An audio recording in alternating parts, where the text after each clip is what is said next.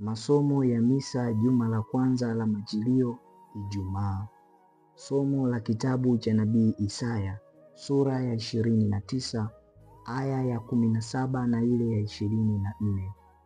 Bwana Mungu asema, je, si muda mdogo uliobaki na Lebanoni itageuzwa kuwa shamba lizaalo sana, na lile shamba lizaalo sana litahesabiwa kuwa msitu? Na katika siku hiyo viziwi watasikia maneno ya hicho chuo, na macho ya vipofu yataona katika upofu na katika giza. Wanyenyekevu nao wataongeza furaha yao katika Bwana, na maskini katika wanadamu watafurahi katika Mtakatifu wa Israeli. Kwa maana mwenye kutisha ameangamizwa, naye mwenye dharau amekoma, nao wote watazamiao uovu wamekatiliwa mbali, hao wamfanyao mtu kuwa amekosa katika neno, na kumtegea mtego yeye aonyaye langoni, na kumgeuza mwenye haki kwa kitu kisichofaa.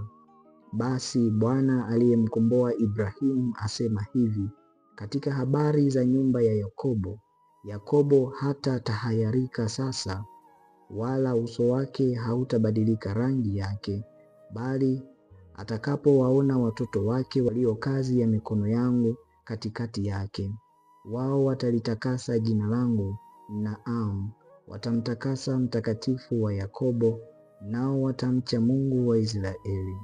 Hao nao wakosao rohoni mwao watapata kufahamu, na hao wanung'unikao watajifunza elimu.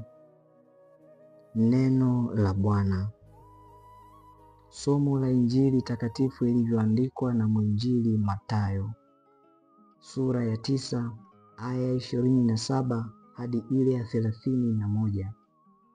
Siku ile Yesu alipokuwa akipita kutoka huko, vipofu wawili wakamfuata wakipaza sauti wakisema, uturehemu, Mwana wa Daudi.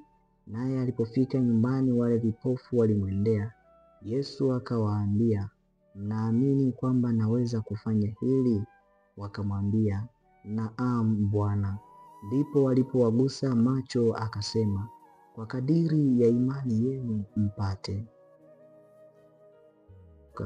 Naye Yesu akawaagiza kwa nguvu akisema, angalieni hata mtu mmoja asijue.